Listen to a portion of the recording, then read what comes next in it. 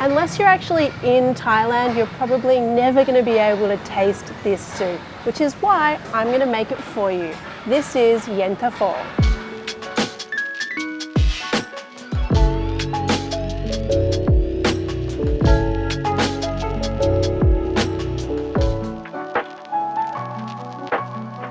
Yenta Pho. Yenta Pho. Yenta Pho. Is it right? How do you say it? Yenta Pho. Today we're going to be making Yenta Pho. You make everything sound Italian, Dax. One of the things that's scary about trying to make like street food style noodle soup at home is that it kind of looks complicated, but I'm going to break it all down for you so at the end of this video you are going to be making street food noodle soup like a pro. One of the first things you might have asked yourself is, why is it pink? There's a few reasons why it's pink. Let's start off with the chilies first of all. I'm using large and small, mild and hot to get a good balance of flavor. Now I'm going to use Thai sriracha sauce because that's the original and the best. I love Rooster as well. It's just that for this particular soup you want the tanginess and the tartness of a Thai sriracha sauce. Add some tomato ketchup, and then here we go again with the red things. This is red fermented bean curd. You want the bean curd itself and you want that red bean curd sauce. This is widely available in Asian grocery stores, or search it out online. Add some fresh garlic cloves and pickled garlics. So peel off the little cloves, pop those in, and you want some of the pickled garlic juice as well. This is all the tangy flavor that you're going to love. Add some white vinegar and some sugar and blend. Ah. Wow, look at that color. It's such a happy color. We're not finished yet though. We just need to pop that into a saucepan, heat that up and let it simmer for 5 or 10 minutes just to let all those flavors make friends in there. And that is your Yenta Pho sauce. The broth for any Asian noodle soup is really important, and I'm going to show you this really great trick which I stole from my mum of turning water into the most amazing stock with the most simple ingredients. We're actually going to start off with some pork mince. Typically my mum would use pork bones here, but they were like really expensive in my supermarket this morning, so we're going to do this pork ball method, which is also amazing. Add some fish sauce, white pepper, mix it. So the Asian mama trick here is slap that pork around. I don't know, it sounds rude, but it's what you need to do to get the right texture. Have I done a good job? Is that what I'm supposed to do? Yeah. You show me. Bang a bit more. Yeah, you bang it a bit more then, all right. I knew it wouldn't be right. You're gonna bang it. See? More.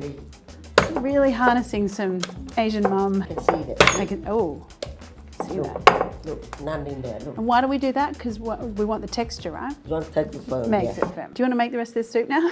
How big? You don't want big too Not big. too big. I don't like it too big. More yet? That's too big. No, not too big. It's too big. No. Yes, it's too. Can Yours peel. are not the way I like mine. It's too big. Look, like this. No, not too big. It's too. Okay, it's. I think my ball's too big. I'll just go. Yenta Pho. All right, Noi, what's next?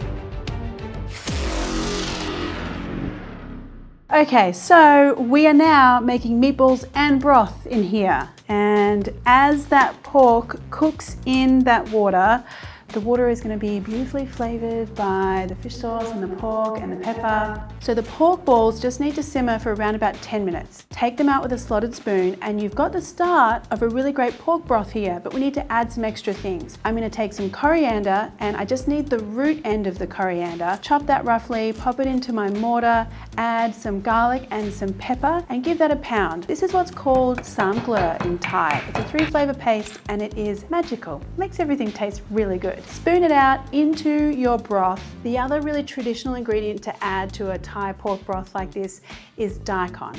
Now I couldn't find daikon at my supermarket this morning, so I'm going to replace it with turnip. So if you can't find daikon, turnip is a great alternative. Trim, peel, slice into your broth. Add in soy sauce and sugar, and that just needs to simmer for another 20 minutes. Just all drama happening here. Now strain your broth. Ooh, this is what you should be looking at right now. I mean, it's perfectly golden and beautiful. I'm congratulating myself right now. I'm so happy.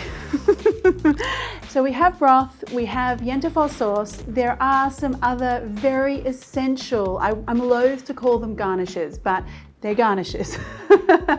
But they really do make the soup. Take some wonton wrappers and fry them in some oil until they're nice and crispy. The other necessity here is garlic oil. You will not find a noodle soup joint in Thailand that doesn't have garlic oil. Just add some chopped garlic to some hot oil, sizzle until golden, pour that out into a bowl, and it's as simple as that. Now we're cooking noodles. I'm using these wide rice noodles into some boiling water, straight into your serving bowl.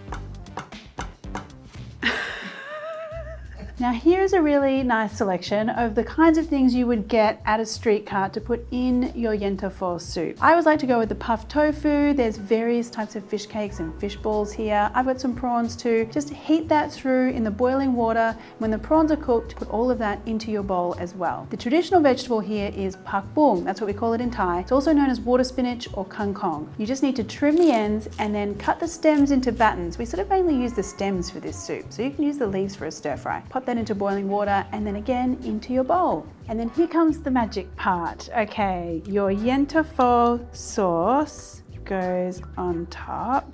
Hot soup on top of that. Everything turns magically pink.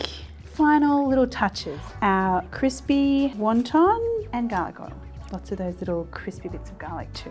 And there you go. How exciting is that? I mean, even I'm excited. It's so cool to recreate something that you love to eat, like street side in Bangkok at home. All right, let's get in here. Have a look at the color of this broth. Ah, so good.